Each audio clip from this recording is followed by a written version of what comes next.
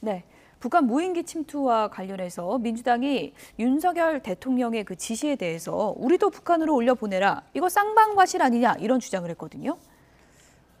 저는 박성준 대변인은 뭐 과거의 직장 동료이기도 해서 참 말하기가 조심스러운데요. 근데 저 말씀은 저는 도저히 받아들일 수가 없어요. 그러니까 그 다 아시다시피 군사적으로 그런 국가 간에 있어서는 비례성의 원칙이 있잖아요. 자, 상대방의 불법 도발에 대해서는 거기에 상응하는, 응징하는 똑같은 대응을 해야 된다. 그거보다 뭐 예를 들면 뭐 망치로 때렸는데 나는 도끼를 들고 간다든가 무슨 뭐 칼을 들고 갔는데 총을 들고 간다든가 이러면 이건 비례성의 원칙에 어긋나는 거지만 적어도 상대방 밤이 우리 뺨을 때렸는데 그냥 멀뚱멀뚱 바라만 보고 있다. 그건 말이 안 되잖아요. 그럼 국가적 자존심은 어디로 가는 겁니까? 주권 국가로서 그렇게 할 수 없는 거거든요. 따라서 북한이 그동안에 수없이 많은 도발을 자행을 했고 이번에는 무인기까지 그냥 우리 서울 상공을 해집고 다닌 거 아닙니까? 뭐 그거에 대해서 제대로 그 경계를 못했다는 비판은 100번 해도 마땅한 거고 저도 뭐 어디 방송에 나가서 이거 군 책임져야 된다고 비판을 했습니다. 하지만 그렇게 비판하는 것과 우리 군이 거기에 대응해서 그럼 비례성의 원칙대로 보내겠다라는 것들을 그게 잘못된 거다라고 얘기하는 것은 정말 저는 어느 나라 대변인이냐, 왜 북한이 박수치고 좋아할 일을 대변해 주시나 이런 부분들에서 상당히 좀 불쾌감을 느낄 수밖에 없고 유엔 안보리에서 우리가 문제를 따져 물을 수도 없게 됐다 이렇게 얘기를 하는데 아니 민주당 정권이 있는 동안에 그 수없이 많은 도발이 저질러졌잖아요. 예를 들면 개성 연락사무소도 폭발을 했고 서해에서 우리 국민이 피살을 당했고 그다음에 미사일 발사 그렇게 수없이 했어도 국제사회에서 민주당이 이것을 문제 삼아서 규탄해 본 적이 있습니까? 북한 인권 결의안에 대해서도 유엔에 가서 기권하고 한 번도 그걸 찬성하지 않았었지 않습니까? 그렇게 해놓고서 무슨 뭐 대응을 할 수가 국제사회에서 대응을 할 수 없게 됐다라고 말씀을 하시는 건 제가 보기엔 정말 어불성설이고 제발 민주당은 대한민국 국민이잖아요. 대한민국 정당이지 않습니까?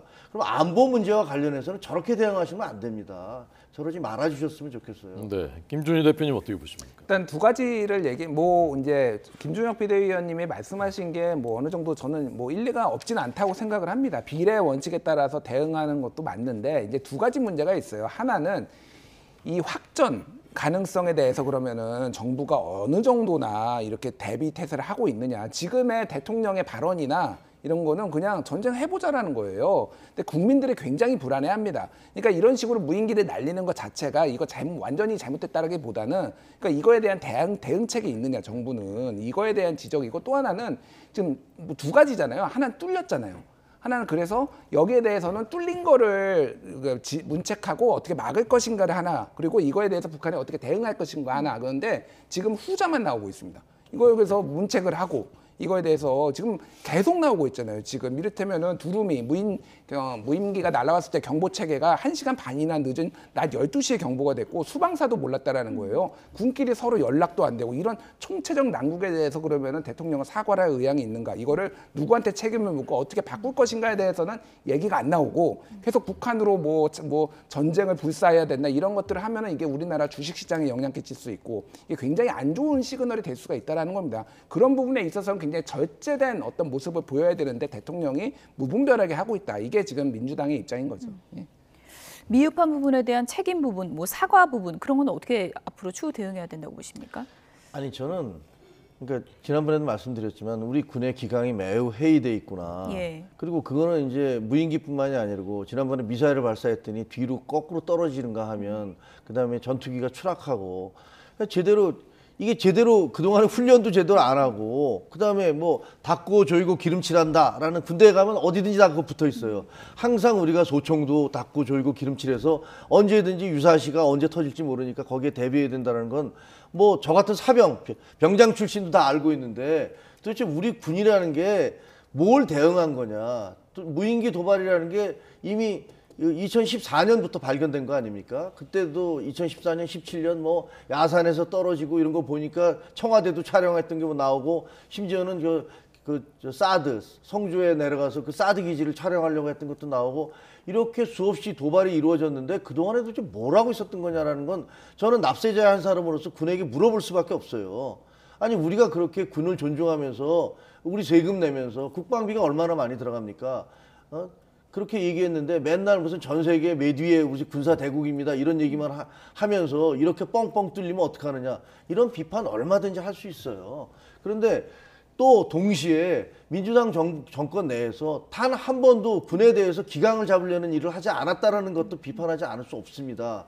연합훈련 하려고 그러면 계속 하지 말라고 하고 한미 훈련 하지 말자고 하고 북한 자극한다고 하고 도대체 군이라는 게 왜 존재하는 거예요? 그럼 만약에 전시회 대회에서 훈련도 하지 않으면 그 군은 왜 존재하는 겁니까?